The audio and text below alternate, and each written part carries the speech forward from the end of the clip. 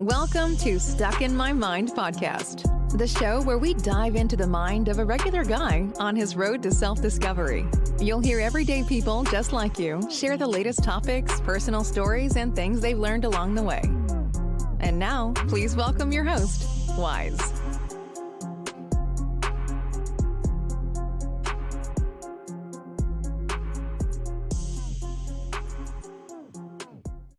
And welcome to another episode. I am your host, W-I-Z-E, and I have another special guest on today.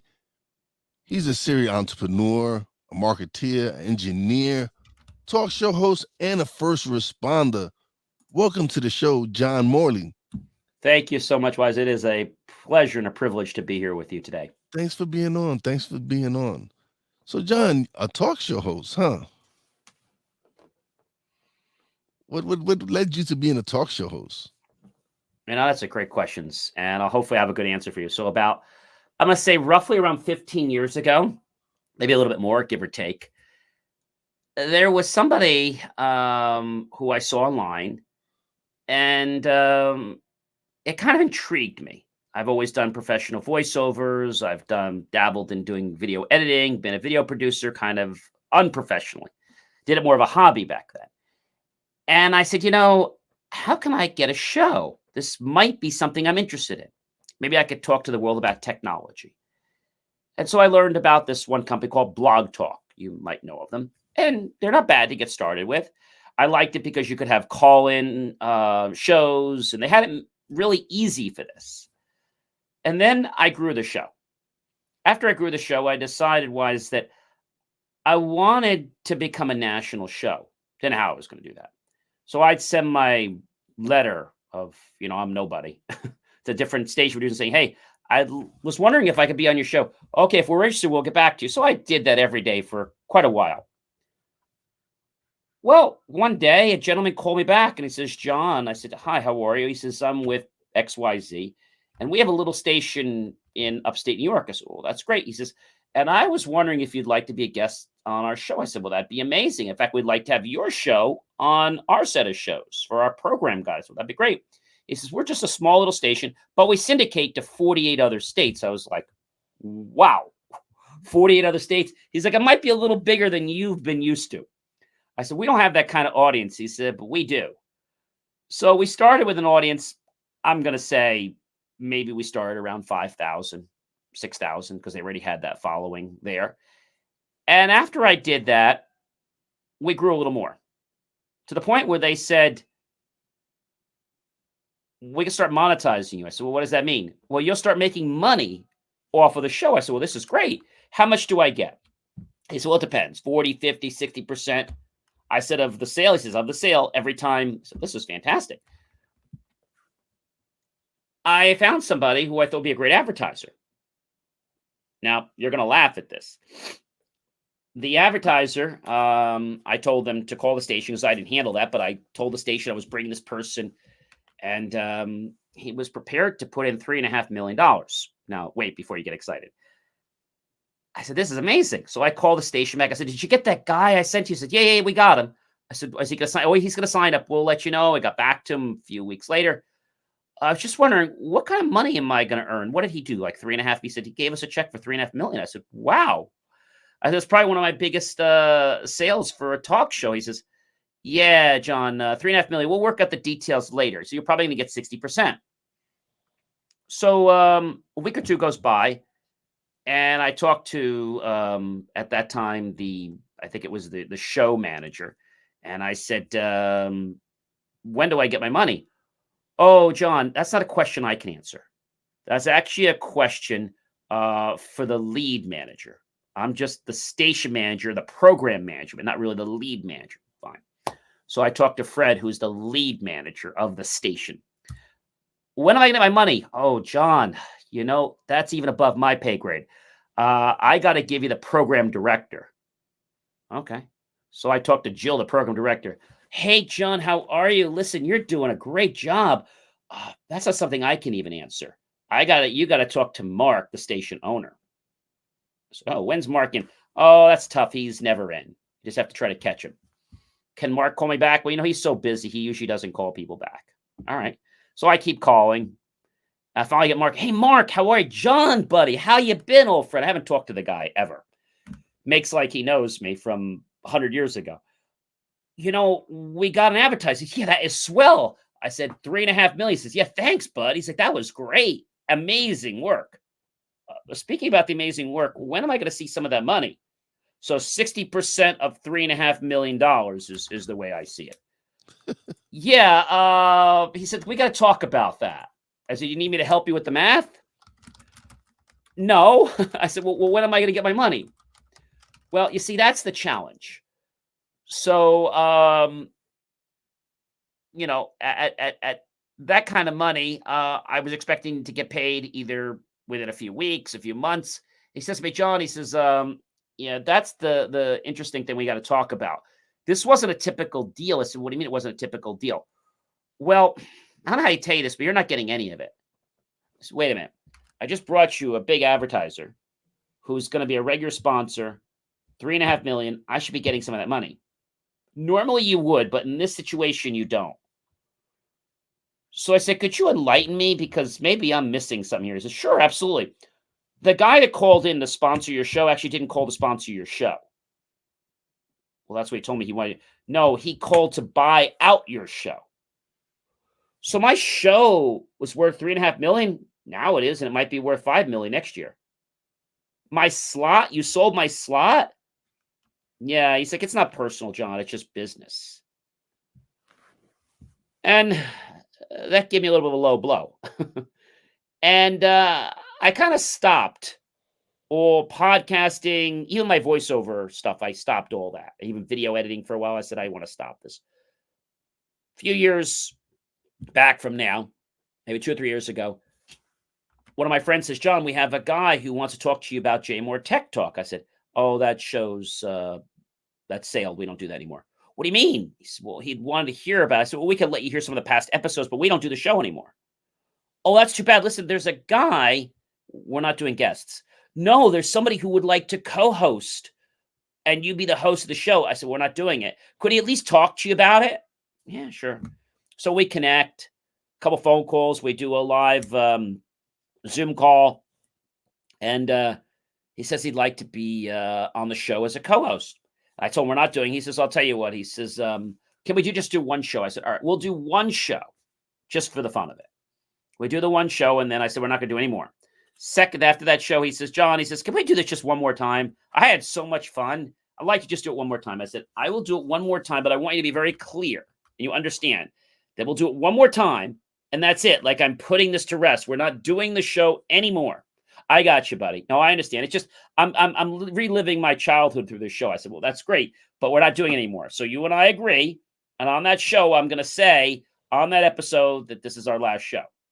We get to that episode, and I said, I want to thank everyone for all these years and all these couple years that we've been in kind of a hiatus. It's come to a time that I need to say, he said, John, wait a minute. I said, what do you mean, wait a minute? We had an agreement. Well, yeah, we did have an agreement, John, but that was before you had 6 guests lined up to be on the next show. 6 guests, and 2 of them are celebrities. So I guess we're going to be here next Friday night at 5:30 p.m. You got it. I said, all right, well, I guess what I was going to say about us wrapping up, I guess, isn't applicable anymore. I guess the show is going to continue with lots of great things. So we're going to be here every single Friday night at 5:30 p.m. Eastern to let you know all about technology and to share the truth about where things are going. And then the show was born. We did a music track, worked on our intro trailer, our outro trailer, and we broke our first goal. We broke 1,000 downloads on iHeartRadio. Wow. And then we broke 2,000, and now we're close to breaking 3,000. I have a goal to break 10,000 by the end of the year. And so now I'm just starting to get back into my passion, creative stuff, voiceovers, video production. Nothing with motivation yet. But I said, why am I here? What's my purpose? I said, I love to motivate people. But I'm not doing that in Jay Moore Tech Talk as much as I'd like to. I love the show, but it's not a motivational show, even though I try to slip some of those threads in there. And I said, I got it. I'm going to start another show. I don't know what I'm going to call it. So I started and I became a national approved LinkedIn streamer. And for about a year, I just started going on with some short little segments. First, before I was approved, I did some short shows. Maybe, I think it was 9 or 10 minutes max is all you could do. And then I got approved after they saw my content to become the ability to do 15 minutes or more. And it was nothing fancy, no intros, no outro, just, hi, this is John. We're here today to talk about another great topic. And I had different topics every day, but then I got the idea in December that I need to make the show more about a theme. Thus, the idea of themes was born. And the first theme, didn't even know the name of the show yet, 25 gifts of inspiration to change your life and everyone else in it. So I bought a lot of these little trinket things. One was a garbage can. Not to tell you all of them. You're going to have to read my book to learn about all of them. But there's that's coming out in a few months. 25 gifts of inspiration to change your life and everyone else in it. And I had this trash can. The trash can, I bought it like the local dollar store. And I wrapped it to myself as a gift. And then I unwrapped it. So why would my higher self give me a garbage can? Am I trying to tell myself I'm garbage? No. I'm trying to tell myself that I need to get rid of some things and some people in my life. One day I gave myself a lint roller. What does that mean? You need to stick to things if you want to become successful. Even if it's hard to hold on, you got to stick to them all the way through. So I realized that I had something there. So for 25 days, starting this past December, I started doing every day, buying myself I bought all the gifts at once, basically, and then I wrapped them, and then I unwrapped them. And after that, I said, you know what? I'm going to write a book about this. That's what my book's going to be about. We'll talk about the brain, we'll talk about the body, and then we'll talk about a different gift each day and how it can help each other become a better version of yourself and help others become better versions of themselves. Well, then after that, I realized I had something wise that I needed to stick with the theme concept. Jay Moore is a little different because we have a different theme every show. This is a theme for the week. So this week's theme is, what is motivation? It started on Saturday, and it ends on Friday. The other day, we talked about what is motivation. Is motivation an ice cream cone? Is it that chocolate bar you get? But what is it? It's that stuff. Is it in a box? Can I buy motivation? Does somebody sell it to me? Is it on eBay? Is it on Amazon? Like, where do I get motivation from? Do I have to get it from somebody? Like, where does it come from? And why do I need it so much? So I just have some fun doing that. And sometimes I bring guests on that show. And what really made me happy is we just finished our intro and outro trailer. And I love it because it just, when the music starts, I feel so great, any of my shows. And so my goal really wise is to become a better version of myself and help everyone else become better versions of themselves. That's why I'm on podcasts. That's why I do talk shows, TV shows. That's why I produce over 100 hours of video a week, all free, which we'll share the link to all that later. But the question I think you probably want to know is, how to get into this, right? I can imagine, because I stumbled into podcast. I didn't really, it was, I can't say I stumbled into it, but it was something that, I listened to a lot of podcasts, but it was a way for me to be able to express myself. It was me being able to speak. At first, it was me venting and talking about work and everything that was going on with life. And I enjoyed the part of me being able to talk to people, or even being able to talk. It was just the content wasn't what I enjoyed. So when I switched it more to a conversation podcast where I have guests on and I'm able to speak to people who are in a better space than I am, instead of just surrounding myself with the people around me, I got to expand my influences. I got to expand and bring people and attract people into my life that I'm able to learn from, that I'm able to consider them, like whatever they're teaching. Some of the things might not apply to me. Some of the things that they're saying resonates with me. So those are the things that I'm applying to myself. So being able to switch it from the original content of what the show was to what I'm doing now Mhm. has actually helped me grow and has helped me grow the podcast, because more and more people are reaching out, more and more are listening and tuning in. And so just just doing the numbers that I've been doing, especially now on my YouTube channel, Mhm. it's like inspiring. It's just like, oh man, I can And do you this and you better feel and I can great at night, improve. don't you? That you did something, that you have more than a purpose, that you really feel you're living life. I always see people love life, but how do you love life if you don't have your purpose or your passion? Yeah.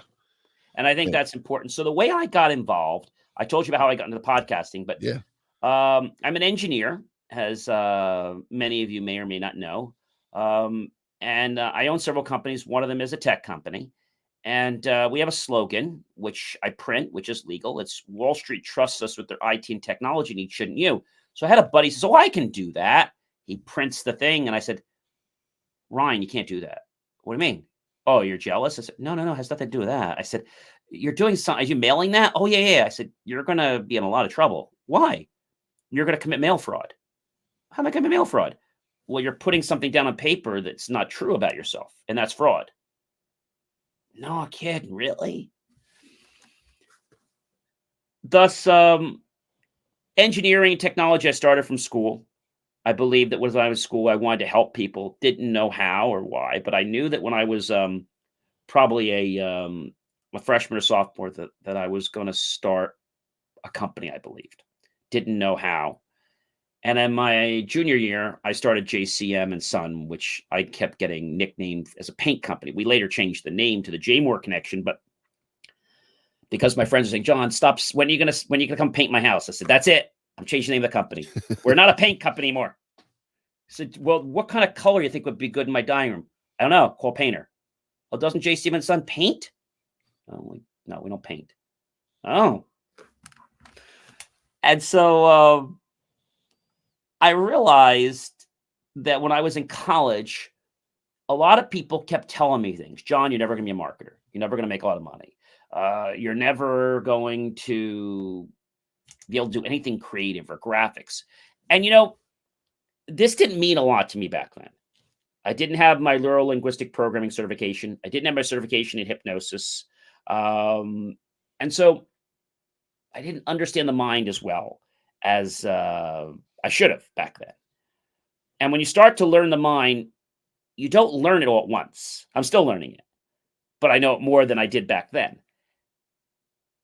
There was a gentleman, a friend of mine, and his uncle worked for this large company. I'm not going to mention the name out of respect. And this company's still in business, unfortunately. They're the largest marketing advertising company in New York. And they got my business. Didn't even have the money to pay for them. My dad was paying this bill. They gave me like a, I don't know, 40, 50% discount. But the point is that they had been marketing a company that didn't even exist totally yet.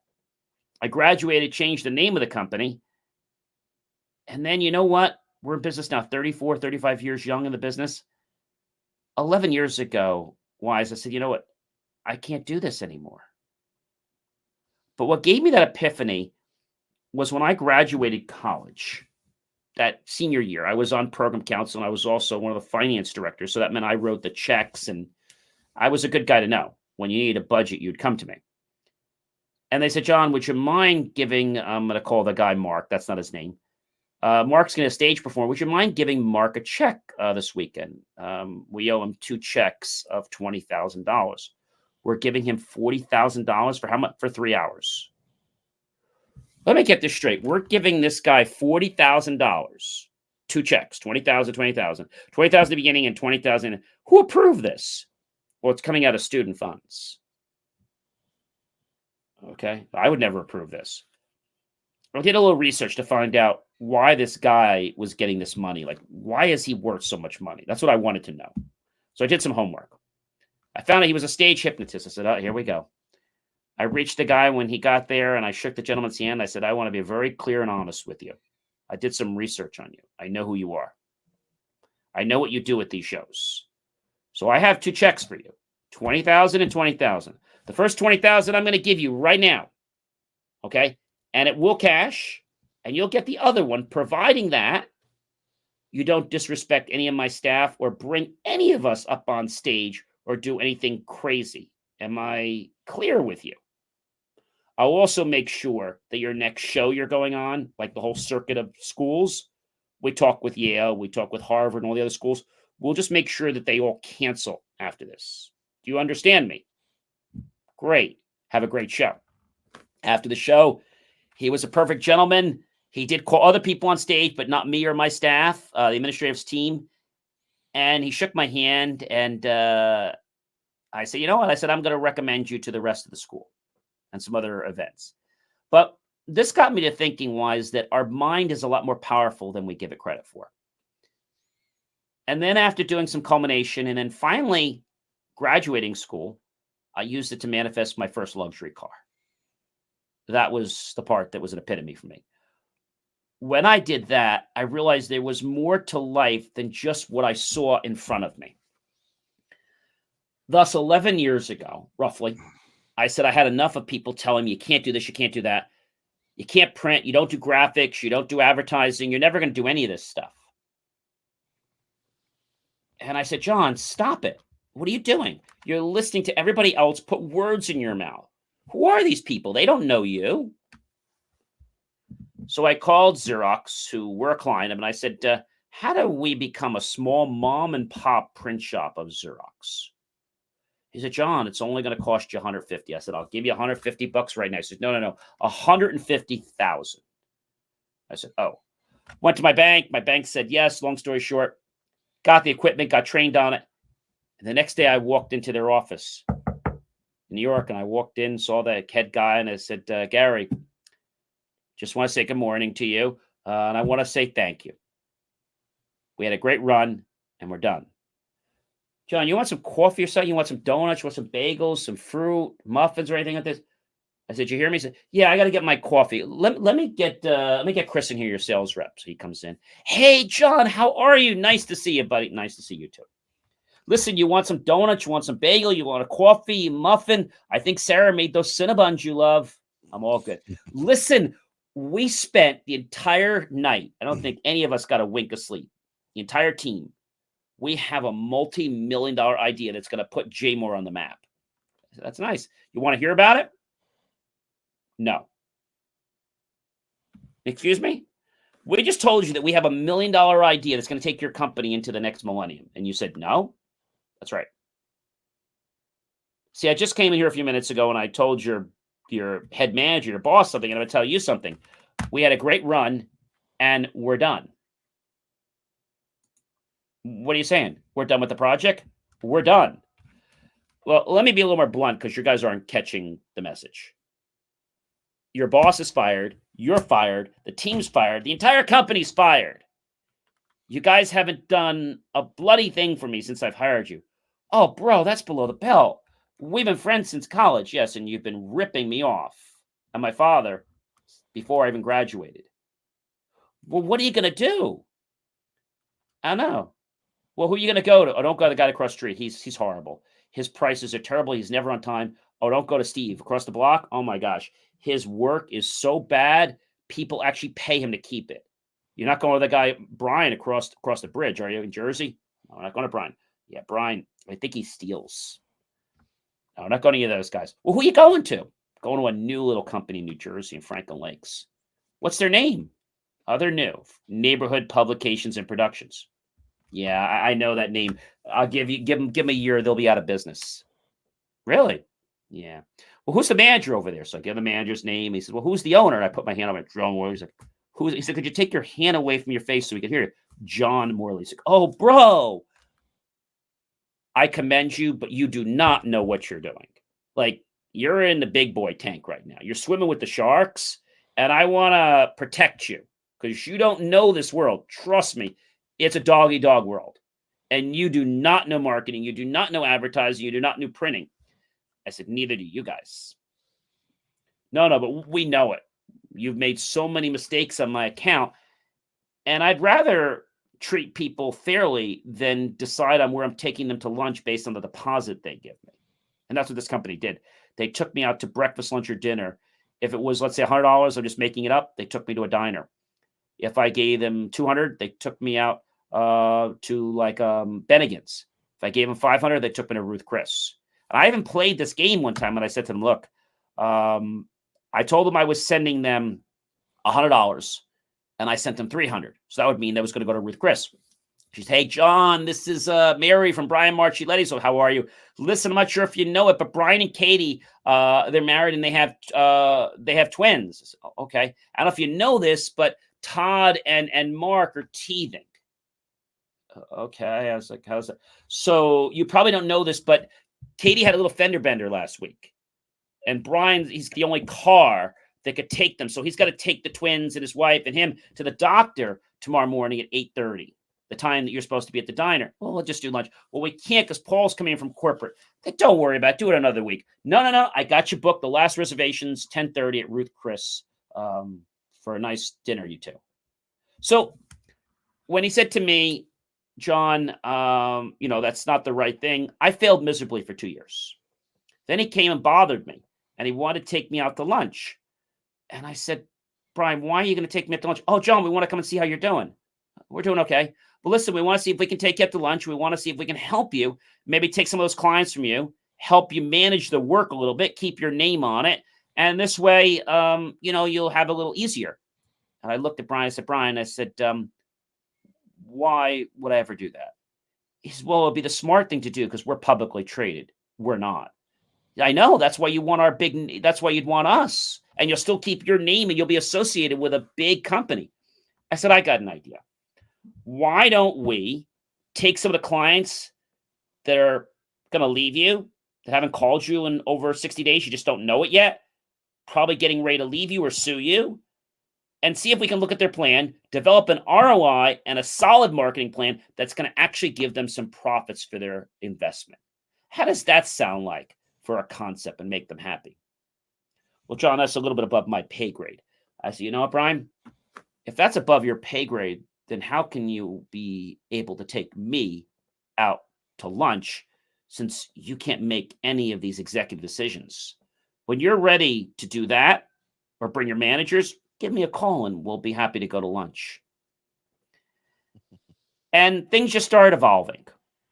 I love to help people become better versions of themselves. I'm president of a chamber, which I made a 501c3 organization, which is an IRS forgivable organization for things.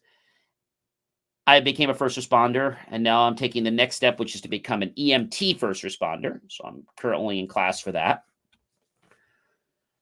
I think everyone in life wants to get something, but they always want you to hear what they want, right? What I'm saying is not important. I mean, today you're interviewing me, I get it. But normally, I'm more concerned-wise about you or about the people I'm talking with. Have you ever gone to a networking event? And this has happened to me before. I'm talking to you, and this gentleman walks up to me. Hey, John, listen, can I give you my card? I'm just kind of walking to the side of the room to get some more food, and I just thought I'd give you my card, and we can connect later. Can you hang in a minute? I'm still talking with this gentleman. If you wait a few minutes, I'll be happy to take your card and put it in my right pocket. Otherwise, I'm going to put it in my left pocket. So I don't care what pocket you put it. You're going to call me back. I said, well, actually, no. See, all the cards in my left pocket are actually going to be thrown in the garbage when I get off the ship. He looked at me and I'm like, he didn't get it. So Dale Carnegie says something very wise, no pun intended there. And that is, we have to first learn people's names and know how to pronounce them. If it's a hard name, listen, that's a beautifully spelled name. I don't want to botch it up. Would you say it so I could get it? Cristiano Martafalo. Okay, I want to make sure, am I saying it correctly? Good. And then what you want to do is you want to strive to become interested in the other person. Dale Carnegie said this as well. Everyone is about your agenda, but no one ever wants to hear your agenda. They want to hear their story. Thus, when I go to a networking event, first thing I usually say to somebody, if they're not talking, I'll talk about the food. I don't talk about any business. I go right in like, hey, the chicken wings are pretty good today, aren't they? Yeah, they're amazing. I love these wings. Why do you love them so much? Well, when I was a, a young kid, my grandmother used to make them. Really, I'd love to hear the story. Where did she make that? And then I go into the whole story, let them embellish it. And before you know it, I'm hearing the whole story about how they came back from a country and how their great grandmother made them. And so you got to figure out what's interesting to other people. Stroke the ego a little bit, but do it with sincerity and integrity. Don't be like, oh, you like wings? Great. I love wings too. Listen, I have a tech company and maybe we can come out sometimes and I'll bring you some wings. No, that would be a very poor taste. But a lot of salespeople will do that. Yeah, you like wings? Great. Why don't I come out and do a lunch and learn? I'll talk about technology and I'll bring some wings. And some people will be like, oh, that's cool. No, that's below the belt. That's scum. That's why salespeople today have been given a bad name. I don't really call myself a salesperson. I'm an engineer, but I'm a consultant. A consultant cares about three things. They care about you, the client. They care about the company, and they care about themselves. If there isn't a win for all three people, then you're being selfish. And I always say, help enough people get what they want, and eventually you will get what you want. And I know it sounds crazy, and I will give you a perfect story of this. I'm not going to say the names again to keep the innocent or the guilty pardoned or unpardoned. I was trying to get into a group for a long time. It was a charity group, and I wasn't getting accepted to the group. And I just said, okay, I basically decided to just let it go and make it like it's no issue. Make it like I don't even care. Suddenly, I get a call. Like, hey, John, listen, you've been approved to speak at our group. Really? Yeah, you've been approved for 6 months. We just haven't had a chance to talk to you with COVID and everything. I said, wow. I come out to the group. I speak. After I speak, they're all thanking me for coming out to speak. I couldn't believe this. And they said, well, John, did you want to join? Join? Yeah, we would love you to be a member. I went there for dinner because there was a dinner at this meeting. They always have dinner. And the meeting ended around 8 o'clock. There was food. I didn't get out of there till after 9:30, just talking with the guys. Thus, when you are genuine, and I can't teach you how to be genuine. You probably know this. It has to come from here, your heart, okay? When you take your heart and you take your mind, okay? If you have something up here, but the heart's not on board, you might as well have just left the keys home to get into your car or to your office or to your dreams. You got to connect the mind and the heart. But how do you connect the mind and the heart? Really simple. When you're thinking about a goal or an intention, it's okay to visualize it up here, but you need to get the heart involved. How do you get the heart involved? You've got to visualize it and feel it and experience it. I tell people when you want to achieve something like that new car, how are you going to feel when you get that new car? First, go out and sit in that car. Take pictures of it. Make it your screensaver. Feel being in that car. Every night for, a couple months, I felt myself driving in that car. The wheels, hearing the navigation, and just wondering, what's it going to be like when I have that car? What are people going to say? How am I going to feel? And what's my day going to be like? Right?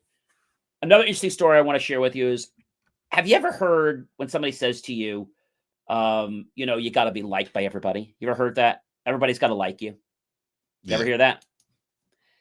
And I get it, right? You don't want people to hate you. But I want to share something that's really important. And it's something I only learned 5 years ago. There was a man, a few years older than me. And I was going to see him because he asked to see me for one of my charity groups. And I believed he wanted to work with me. So I went there and he said, John, what are you going to give up? I said, excuse me, sir. What are you going to give up with that whole charity nonsense thing? What do you have? 20 members? Yeah. He's like, yeah, what are you just going to give up? Well, he goes, you remember that program you wrote us for the community? I said, yes. Well, we're launching it and you're not, and nor is your group. So now I got 2 below the belts. And he's just asked me, what am I going to give up? So I sit back in my chair, which is his chair, actually, on the guest side of his desk. And I said, can you give me a minute, sir? I closed my eyes, take a few deep breaths. He goes, what are you doing? I said, I don't want to lie to you. I want to be able to give you the exact month, day, hour, minute, and second that I'm officially going to give up on this project, which you entitle useless. Oh, okay, take your time. So I take a few minutes, come back.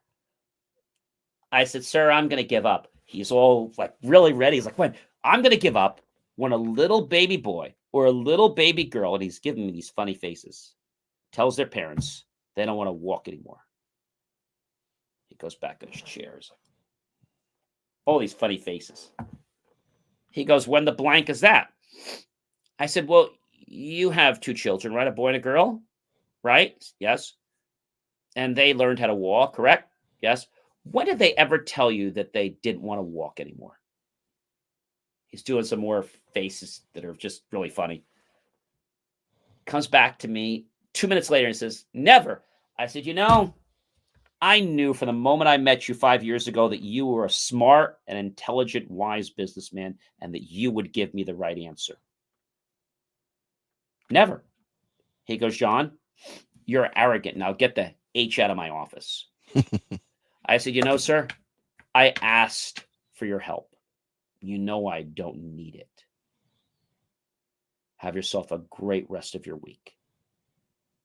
At that moment, I learned it's okay if people don't like you, a few people don't like you, or they challenge you.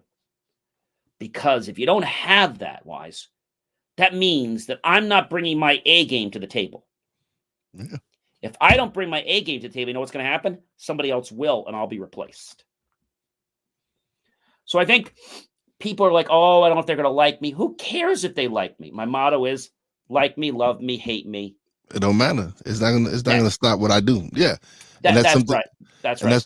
That's something I focus on, is that it doesn't matter what anyone thinks of me. It doesn't matter what they believe I'm capable of. As long as I know what I'm capable of and know whatever I feel I can do. And there's been people who have said, "Oh, you're gonna start a podcast, whatever."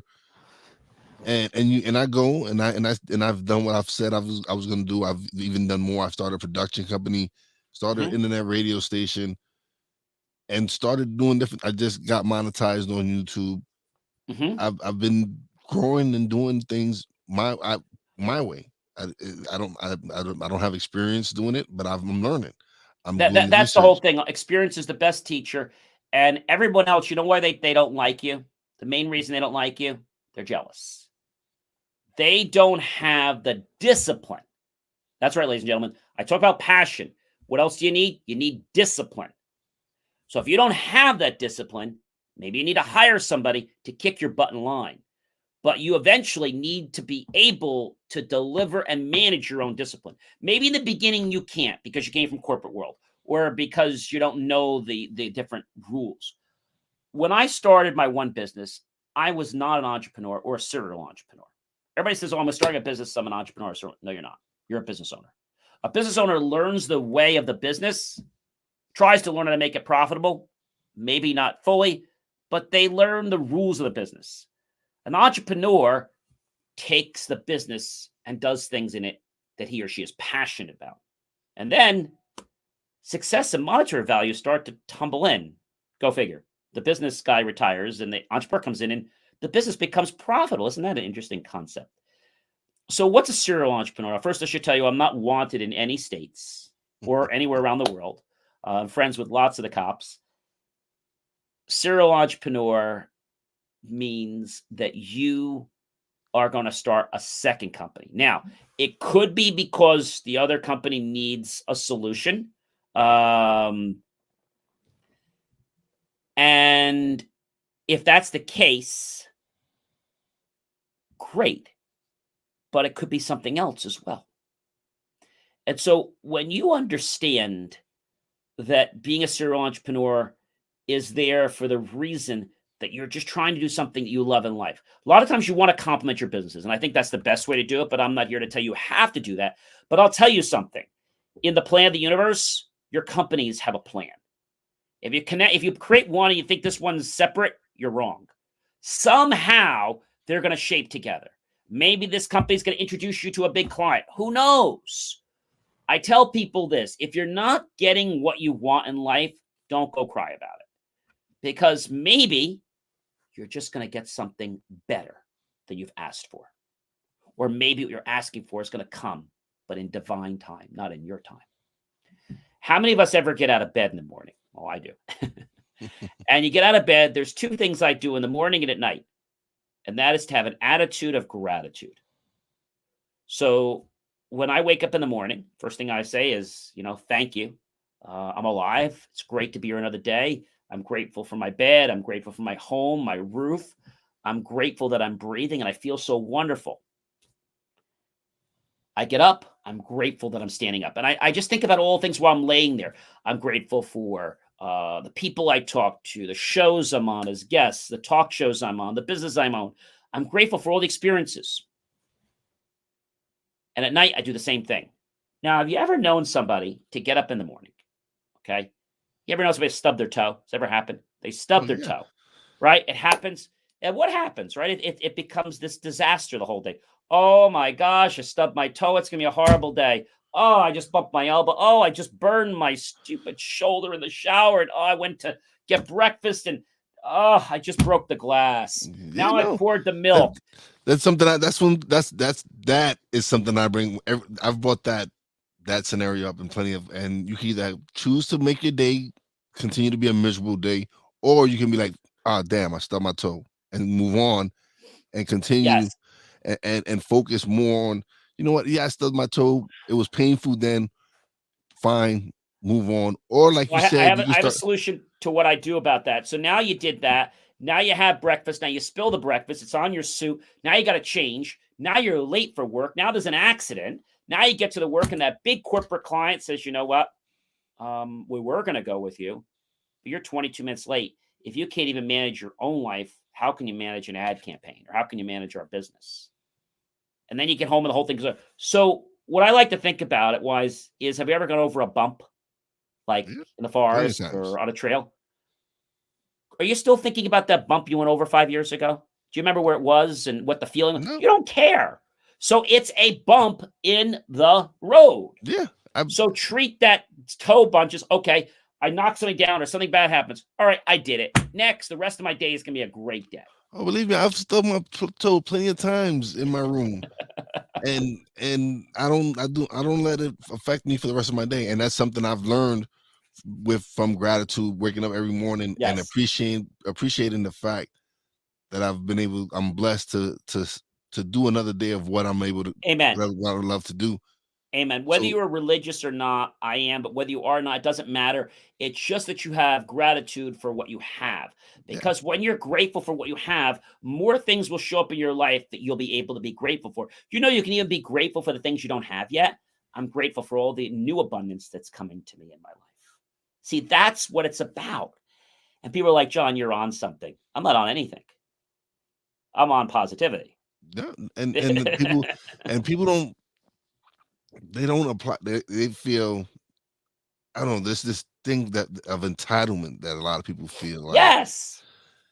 And me personally, I know that when I was ready to receive my blessings, that I received them. But for many years, I was blocking them out. I wasn't ready to receive what I needed to receive. And those are just life lessons. Those are just things.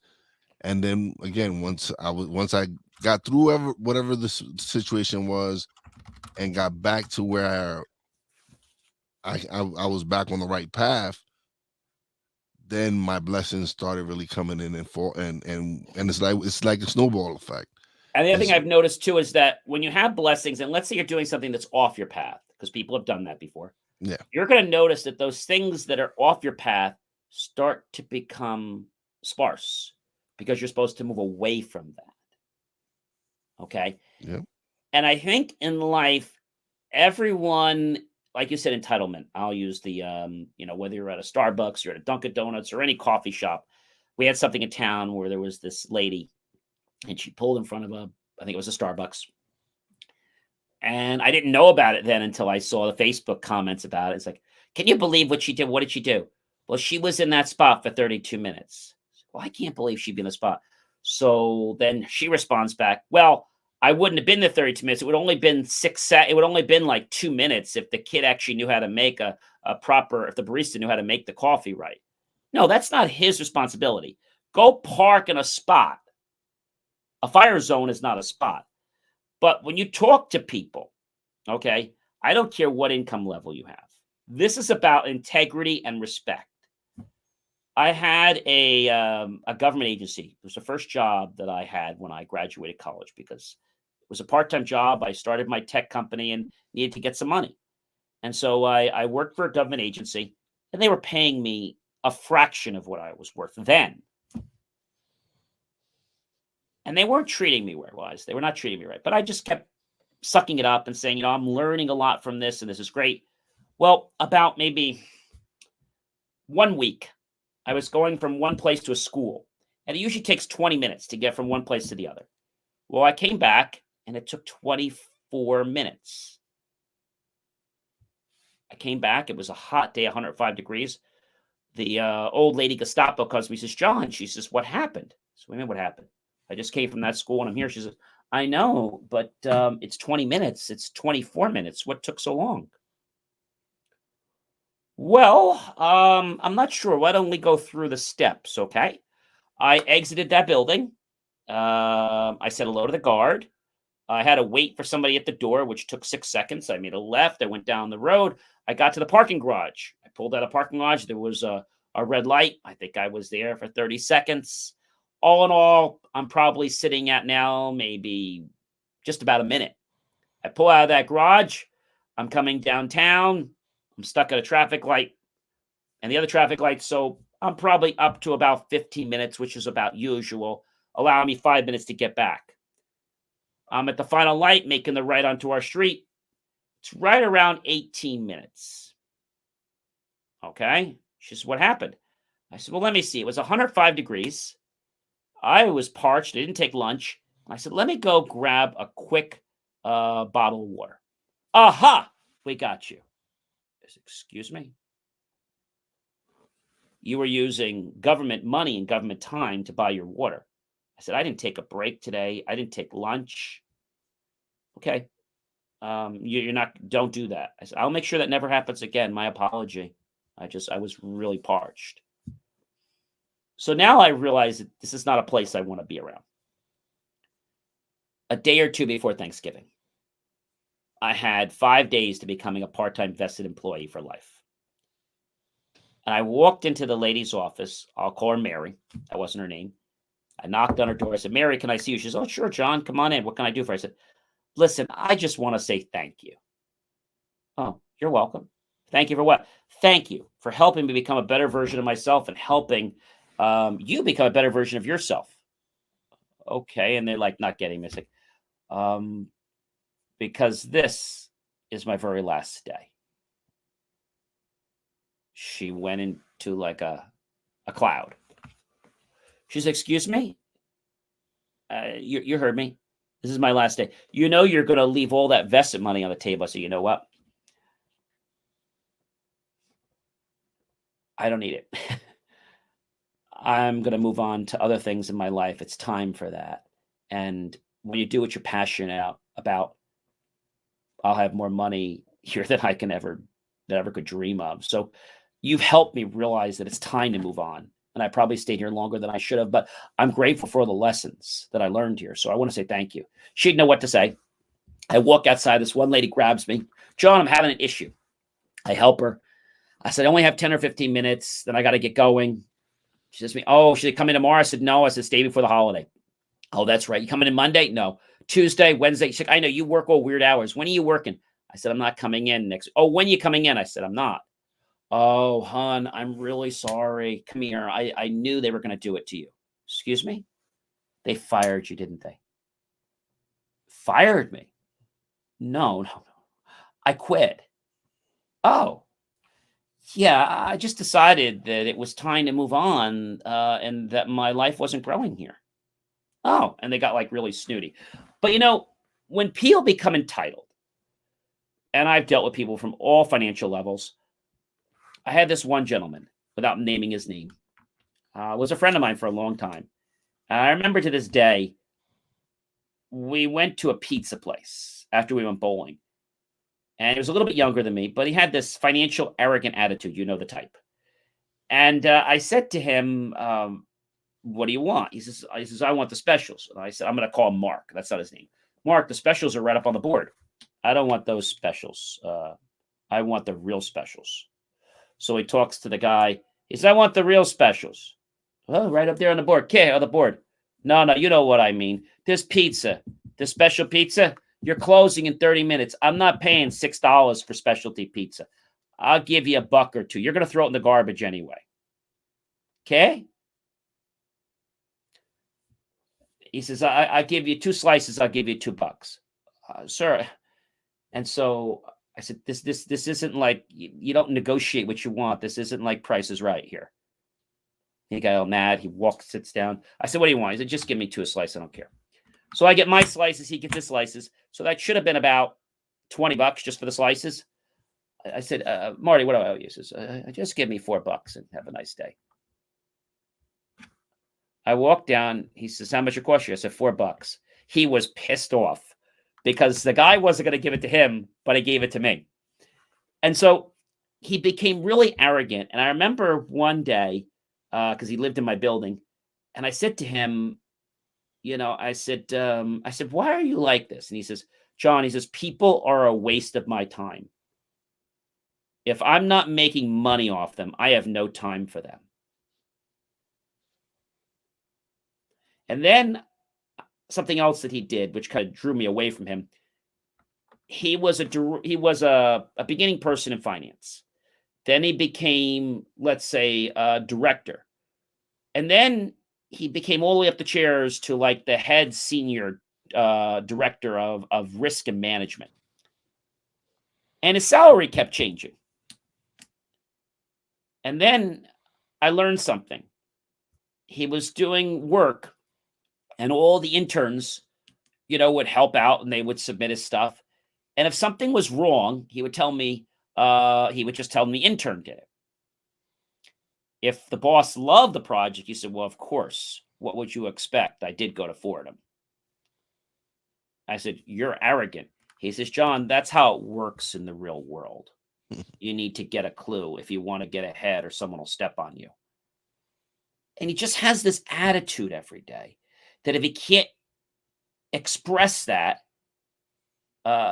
he just decides to basically go away or to complicate things so he doesn't have to be involved. And that's an example of entitlement. When you are that entitled and you can't be grateful for what other people do or share in that. These are also people that like to use the law to placate their challenges. The same challenging person, somebody was bothering him. Nothing more than just annoying.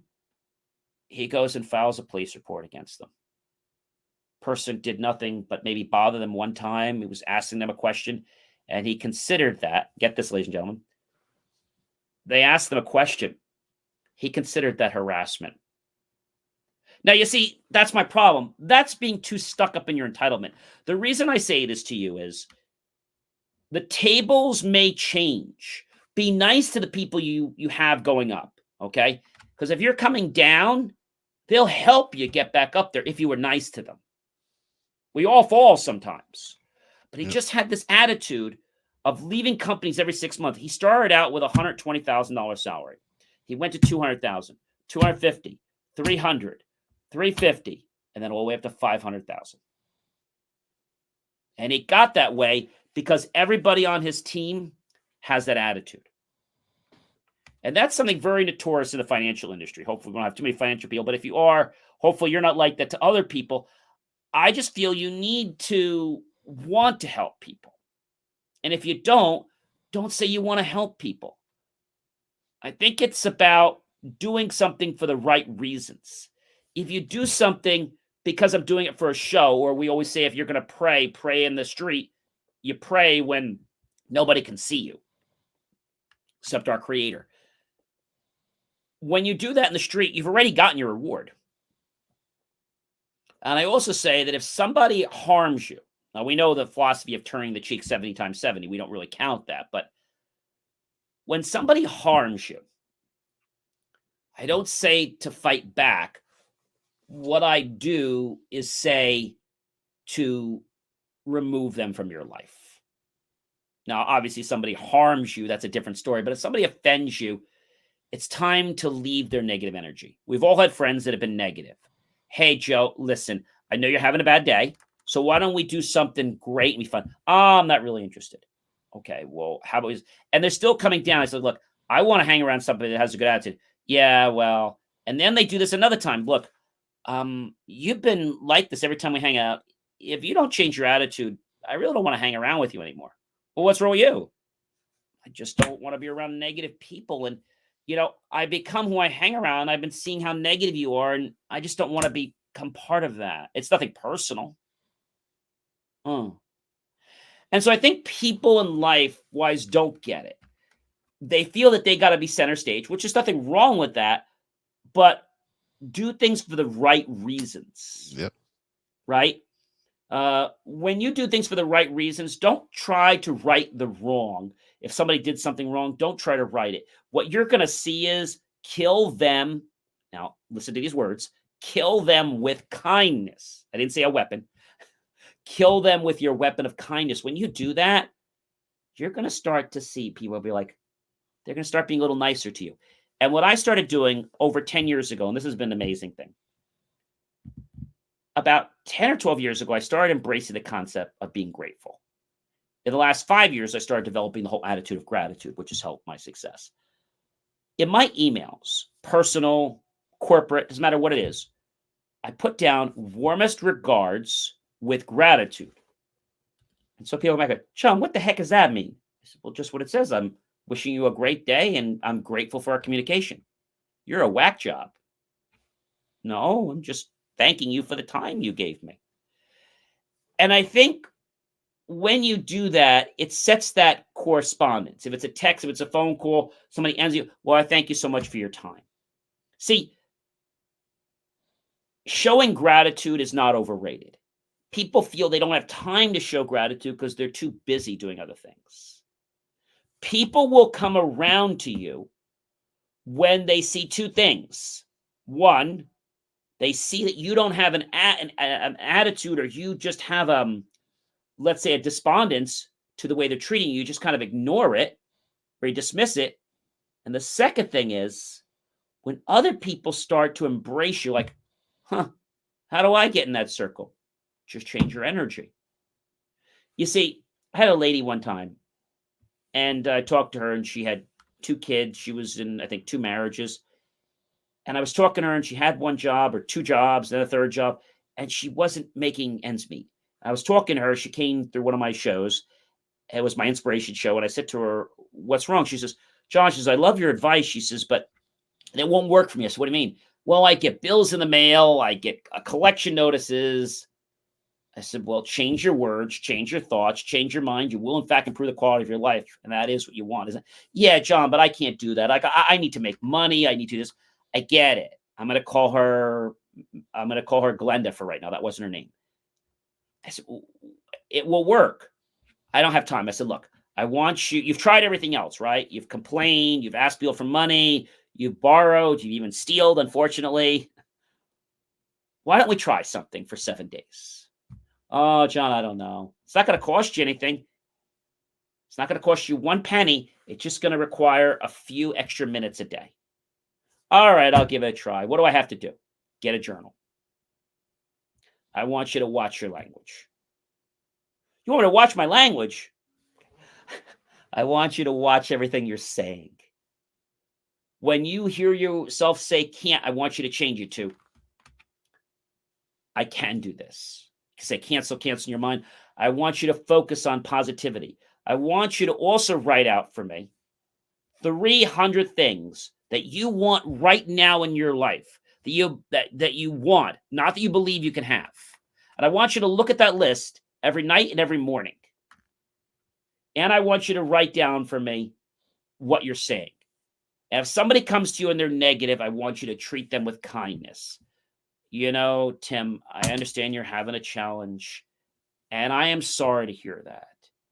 And I would be happy to meet with you when you can make the time. I think that's what it's about. Be cordial, be grateful, not because you're above them, because you're not. We're all equal. You're doing it because we're all trying to bring each other to equal level. And so with this lady, she did this for 7 days. 3 days. She's like, oh, John, nothing's happening. I said, it's only been 3 days, Glenda. Yeah, I know, but the rent's coming. I said, just keep staying positive. Everything's going to be okay. I said, when is your rent due? She says, the end of the month. I said 7 days, right? So on the 7th day, she calls you back. She says, you're crazy. I said, what do you mean I'm crazy? She says, you're not going to believe this. I got fired from my job. I said, oh, I'm sorry. I said, no, but don't worry. She says, I actually got a job that pays more than all 3 combined. Wow. And not only that, my landlord lowered my rent $500 a month because she saw that I had 2 kids.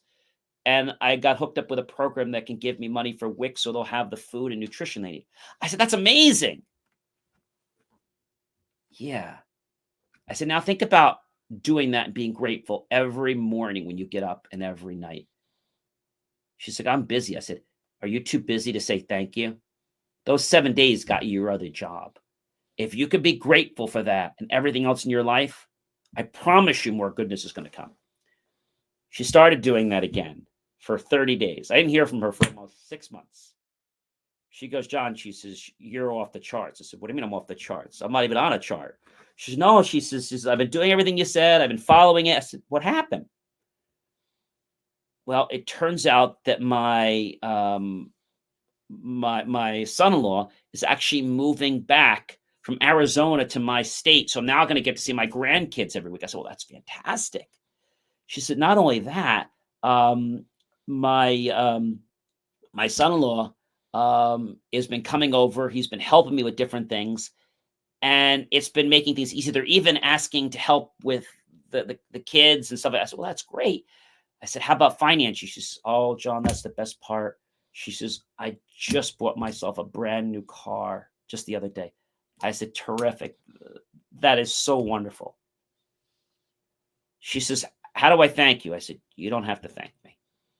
The way you could thank me is to help someone else become a better version of themselves. I told you had it inside you, didn't I? Henry Ford said something. If we believe we can do it, we're right. And if we believe we can't, we're also right. Now, if you get somebody that's being nasty to you or being hard, you can't talk calmly to them. Right? I can't believe how you're treating me. This is crazy. I had a person this morning. A client was yelling at me because they couldn't reset their password. We had changed their whole server at a medical facility. And I said, I understand. Okay, so the person's yelling at me, so I can't be calm with them. I said, look, I understand you're frustrated right now, and I know how many people are going to be coming in. I know how this is going to prevent you and make it really stressful. And I just need you to understand that we'll get this all to work out. Just give me a couple minutes, and I promise you we'll resolve it. She turned away from me. She came back. What are you doing? I said, I just need you to put your password over here, and then you're going to be okay. Is that all right? I left her a few minutes later. I was about to leave, and she's on the phone busy. I said, are we okay? So you have to match people's tonality and their pitch. If you do that, you'll become a rapport. We can do a whole show on rapport. But what I want to share with the last point, and that is, how do you attract something in your life? That's the last thing I want to share with you. And that is, we talk about attitude of gratitude. That's number one. But how do you attract something into your life? Well, one thing is, you got to believe it's already yours. We talked about the list you can write down. You need to see it in your mind first, because we create first in our mind, and then we create a second time in life. So you have to see it. All right, seeing it's not enough. You need to connect the hearts. How do we connect the heart? We're going to feel it. So if you're looking for a new relationship, picture the person, the characteristics, what you're seeing, the attributes. Feel that in your heart. Feel the love you're going to feel. Think about the trips you're going on together. Maybe feel what it's like to hold his or her hand. Think about how much they tell you they love you at night. Think about all the great things you're doing. Think about your children together. Think about all these wonderful things. Think about the dream home you're living in. Now, what I want to teach you to do is how to do this all the time, because, we all get busy, right? How do you get in this state? All right. So let's think about something right now that you want. let's take financial abundance. Okay. So I want you right now to take your left hand, if that's your non-dominant, and your right is your dominant. Take your thumb and index finger and just lightly pinch between your thumb and your index finger. Okay. And just keep that pinch for a minute. Just hold that and just think about, okay, so you can see the new home. You can just see what it looks like. See yourself having parties in that home. Think about what it's going to feel like when you drive home in your brand new car into your driveway. Think about what people are going to say. Think about what groups you're going to get into. Think about how you're going to feel going to the store this time to buy a new car. But this time, ladies and gentlemen, it's different. Why? Because you can have any car, any price tag, any option. The salesperson is all over you, but not pushing you, just writing out every option you want. Leather, satin, a special color for the paint, whatever you want, it could be yours. Now, think about going to a store and buying everything you'd want to buy for yourself. If you're financially abundant, how would you be sitting right now? Where would you be? Who would you be talking to? How would you feel right now if you had every single dollar that you ever could want in your life? That you could buy anything you ever wanted? If you went to a store and you could buy anything you wanted for somebody else, how would that make you feel? How about being able to give some of that money away to charities or to your church or to other affiliations that need the money? How would that feel? Now that you can feel how good that is, knowing that you can have this and more abundance will keep showing up in your life. Notice how that's resonating in your body, all the dopamine that's releasing. And you just are so abundant. You're radiating. People can see you. Something's changed about you, but they don't know. You have the perfect health, the perfect weight, and everything is just so perfect around you. And when you can't feel it any stronger than that, I want you to release your thumb from your thumb and index finger. Now, if you've done it correctly, take your thumb and index finger, apply it, and those good feelings should come back. Do that exercise about once a day, every 30 days. Once you've done that, do it at least a couple times a day, just putting your thumb, and it will bring those fingers back, those feelings back. What did we do? We created an anchor. We create an anchor to bring yourself back, because I can't promise you that somebody's never going to pull you into a negative state. It's your job as a person to be the watcher and say, hey, I'm not going that way. Let's go there. Oh, that feels so good. Yeah. And so remember, we feel it first and we manifest it second. If you're trying to manifest only what you see, you're going to be disappointed. And when you have everything in life that you've ever wanted, do you know what happens next? When you have everything you've ever wanted in life. Now. I don't know, because I'm always changing. I'm always setting new goals once I accomplish one. And setting goals is good, but now you're going to be wanting to help others more. You already have so much abundance for yourself. You want to help others, and you don't even care if your name is mentioned. In fact, you want it anonymous. Yeah. Just a tax benefit, obviously. But so feeling is so good. And so when we could start to put the thought into our heart, so think about a relationship, you're thinking about it here. Think about the relationship here in your heart. And feel that. It feels different than up here, doesn't it? Feel abundance up here, lots of money. Feel abundance down here. Oh my gosh. Your heart is the key to manifestation. Your heart is the key. And when you tie the heart and the mind together, they work as a great team. As one wise person once said, we're nothing as one, but we are all when we are a team. Yeah, you have to believe. You have to feel. You have to believe and have that feeling. And then your mind is capable of receiving. That's actually our slogan that we kicked off this year. I don't have it on me now, but I usually wear hats and shirts that we make. And the hat has a QR code, and it has the thing achieve and believe, because you can never believe anything. You can never achieve anything if you don't believe it. Claude Bristol Myers said that first. So if you're having trouble believing it, that's the first thing. We have to do some work here, because you see, programs are put in your mind that you didn't authorize. If you put software on a computer, it's going to run whether you want it to or not, right? So you have to realize what's in your mind. And a lot of these programs hit when you are very young. and they just keep running. And so that's why people can't get out of that state. If I say to some people who are watching, if I say the thing, you're never going to manifest a lot of money, a lot of people can click with that. When I say that, Wise, you know what happens to me? I'm like, I can't get myself around it. See, that's a good feeling to have. But people that don't have this conditioning, another one was my weight. I was over 244 pounds. I just broke to 194. My goal was 165, which is where I was in college. I kept saying to myself, I'm never going to be thin. And I believe that. Now I say that, I'm like, wait, that's not me. That's somebody, I can't. So when you get your mind thinking in that kind of condition, you're on autopilot.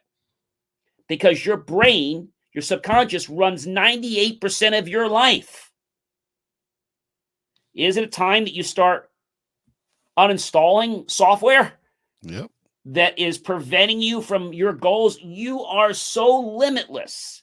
But people do not believe in themselves, and they will never achieve if they first don't take the time to become a deliberate creator. Just saying I want something doesn't do it. If you go to a steak restaurant and you order, I love filet mignon, butterfly, and you order a filet mignon steak, right?